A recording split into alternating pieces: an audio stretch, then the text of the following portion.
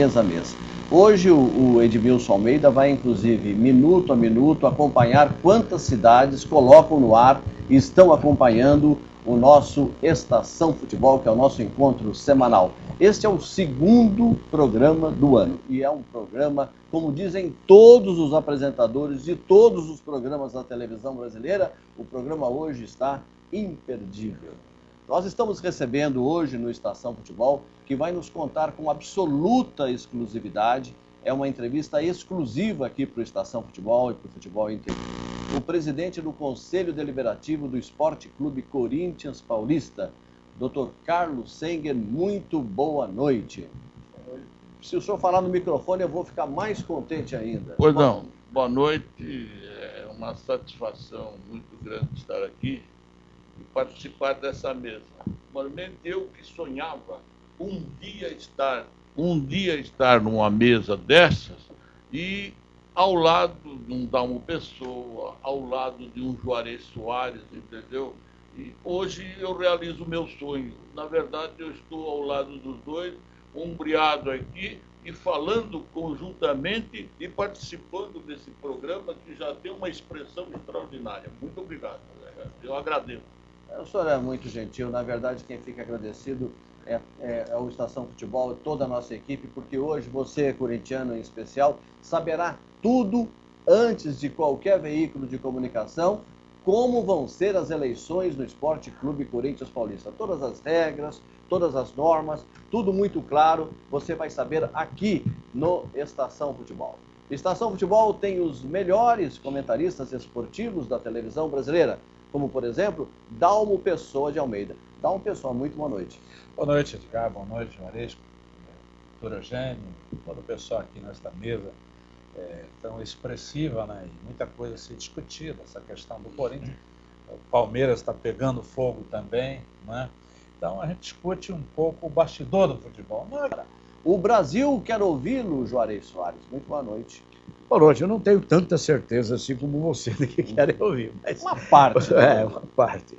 O desejo de uma boa noite a todos, o meu respeito a todos que compõem a mesa aqui. Quando eu era do interior, agora pequenininho, quando tinha muita gente na mesa, o prefeito, para não errar, falava assim: uma saudação a todas as autoridades civis, militares e eclesiásticas que estão aqui. Então, meu respeito a todos aqui. Ontem, mais uma vez, mostrando que o futebol nos ensina a cada dia, eu tive a grande honra e a grande oportunidade de comentar pela emissora de rádio onde eu trabalho. Pode falar o nome. O jogo entre a Transamérica, o jogo entre o Barcelona e o Espanhol pelo Campeonato Espanhol, o grande clássico da cidade de Barcelona. E qual é a expectativa que um comentarista hoje vai ter para comentar um jogo do Barcelona? É de que o Barcelona, a gente fala o óbvio, o Barcelona é o franco favorito, vai dar uma goleada, vai ganhar e boa sorte para o Espanhol. Mas, como a gente tem muito tempo de estrada, eu falei, deixa a bola rolar primeiro, porque eu estava sentindo o cheiro de bode no jogo de ontem. E o futebol nos mostrou que é absolutamente possível você parar o time do Barcelona. Barcelona jogou completo ontem, completíssimo time. E o técnico Maurício Pochettino, que é um argentino que dirige o Espanhol, deu um show ontem de tática.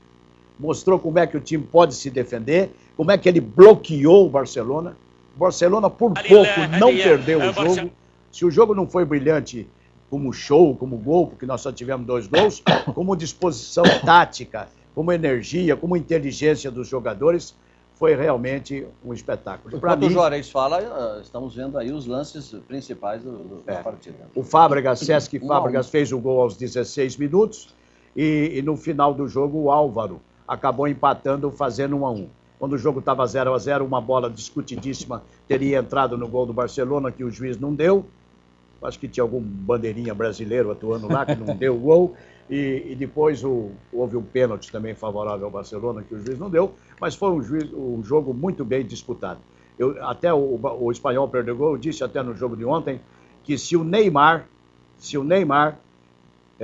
esse é o Álvares, o goleiro do Espanhol, que falhou no gol do Fábregas. Senão o jogo seria mais complicado. Falei que se o Neymar estivesse jogando no Espanhol ontem, o Espanhol metia uns 3-0 no Barcelona. Falta o boa noite de um dos nossos comentaristas, internacional, que ficou mais de um mês nos Estados Unidos. Tem muitas novidades para contar para a gente. Muito boa noite, Arthur Eugênio Matias. Boa noite, Edgar, amigos do Estação Futebol. Uma satisfação muito grande e um início de ano tímido para o futebol brasileiro. A gente está acompanhando a movimentação dos grandes clubes, exceção do São Paulo. Os outros clubes estão tímidos nas contratações, nas mudanças de jogadores. É uma característica ruim que vai ficando o futebol brasileiro.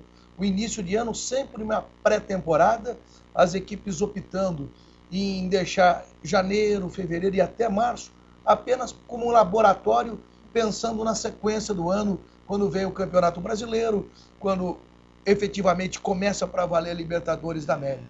Isso é ruim, porque se avizinha um Campeonato Paulista xoxo, os campeonatos estaduais não tão empolgantes como deveriam ser. Muito bem. Agora, tudo aqui é importante, mas eu quero só um minuto de atenção aqui. Nós vamos agora falar dos nossos dois convidados que nós temos aqui, além do presidente do Conselho Deliberativo do Corinthians. O Corinthians terá a eleição dentro de um mês, dia 11 ou 12 de fevereiro, portanto as eleições estão aí. Nós temos poucos programas até a eleição, então nós vamos destrinchar esse assunto, porque como cunhou uma frase no passado um ex-presidente do Corinthians, existem os 3 cargos mais importantes. César Augusto, do Estado de São Paulo, é governador do Estado, prefeito da cidade de São Paulo e presidente do Corinthians, não necessariamente nesta ordem. Então, para essa eleição importantíssima, nós trouxemos aqui aquele que será o presidente da Assembleia Geral, que é o Dr. Carlos Senger, ex-procurador de Justiça, grande jurídico, diretor de faculdade e doutor jurídico. E professor também na Argentina, da qual o Juarez tanto gosta. Muito bem, nós convidamos então um representante da situação, que é o ex-vice-presidente de futebol, membro do CORE, Rubens Gomes da Silva. Rubens, muito boa noite. Boa noite, Edgar. Boa noite, Dalmo, Juarez, a todos da mesa, presidente Senger. Eu gostaria de falar que eu, no último final de semana, fui surpreendido com a notícia de que o Kia estava no Brasil para negociar com o Milan. Não é ele que está ligando aí, não, né? Não. Não, pode ter certeza que não é. O Tevez com o Milan. Sim. O que eu fico... Mas se ele está negociando com o Milan aí, o que ele veio fazer no Brasil? Então, ele veio fazer outra coisa que depois eu conto. Não, então, mas o que eu fico preocupado é que teve toda uma revolução no Corinthians, e eu concordo com essa revolução, porque eu fui um dos que votei ao contrário dessa parceria, da MSI.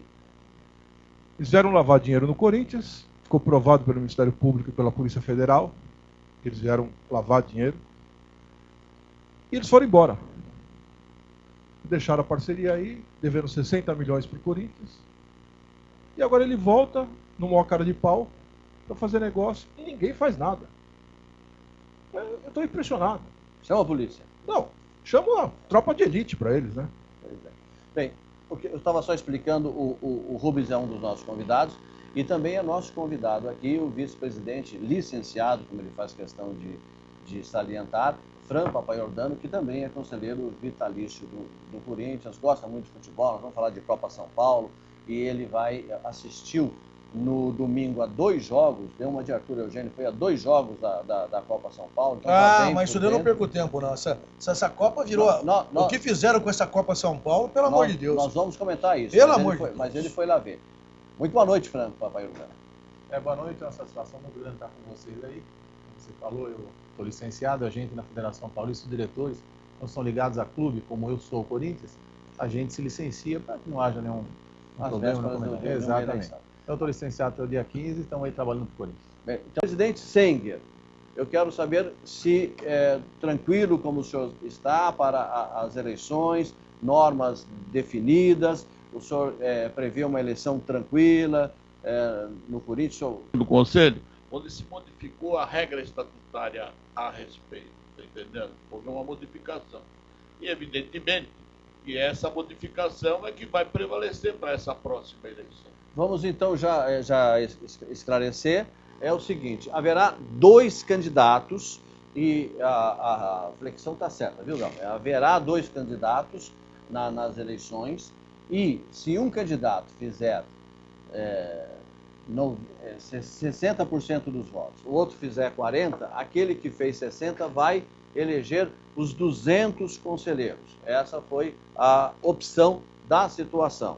Então, é um chapão fechado com 200 conselheiros. Havia uma proposta para que houvesse proporcionalidade, que qualquer criança vê que seria uma proposta muito mais democrática. No entanto, venceu a proposta do chapão. Então, aquele que tiver, pode ser 51-49. Quem fez 49 não terá direito a colocar os conselheiros. Certo, presidente? Exatamente.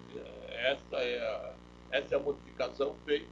E eu estou simplesmente, para mim poder soltar o edital, para estabelecer a data certa, eu estou só aguardando hoje, já indaguei no Corinthians, se levaram a ata dessa última Assembleia a registro, porque o nosso estatuto fala de que deve ter, para entrar em vigor, deve ter todos os registros regulares.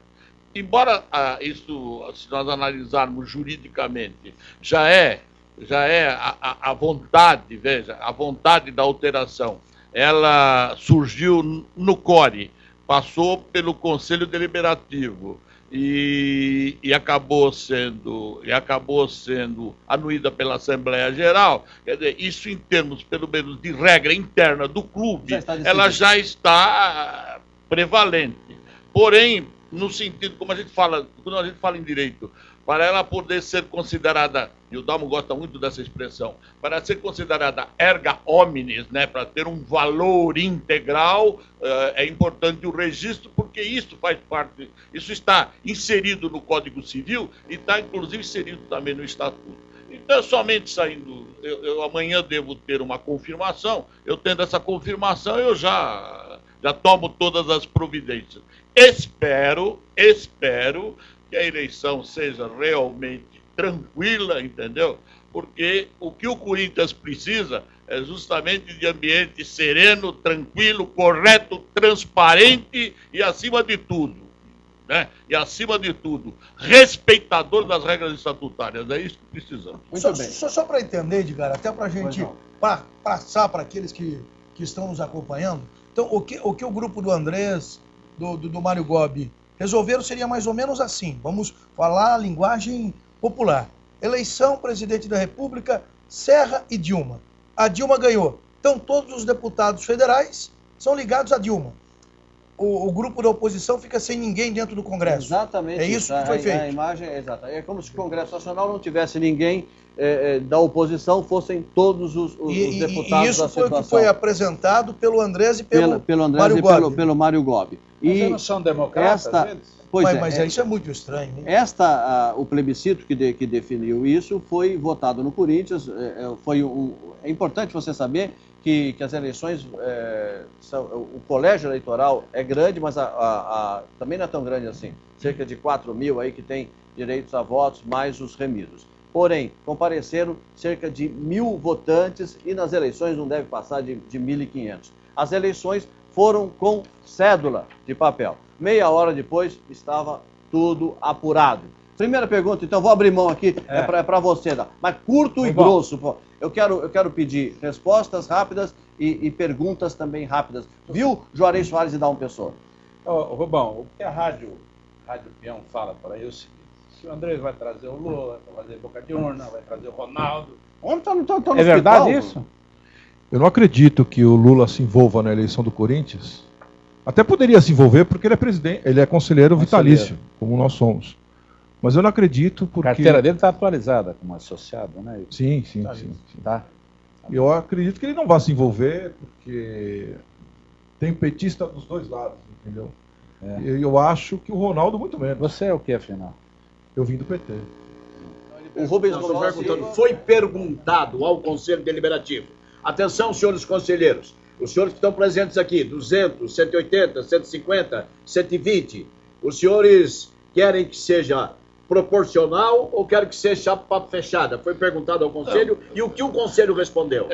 Na verdade, eu nessa reunião, por uma questão de foro íntimo e pelas atitudes que eu tomei, eu não participei dessa reunião. Mas, pelo que eu percebo e que vi da ata, tem um erro crasso. E vai bem de acordo com a sua pergunta. Porque o nosso estatuto fala que antes de se proceder à discussão da reforma, quer dizer, a presidência, a mesa, tem que perguntar ao Conselho se realmente ele está de acordo com a reforma estatutária. Isso efetivamente não aconteceu. Isso é um desrespeito à regra estatutária. Se estivesse lá, eu ia perguntar ao Conselho: vocês desejam a reforma? E explicar o tipo de reforma. Isso implica nisso, isso implica nisso, isso implica naquilo. E aí sim, quem quiser votar tem o seu direito reservado para que vote naquilo que entender. Com o devido respeito, o senhor não esteve lá, o senhor não pôde fazer isso. Mas não tinha ninguém que podia fazer isso?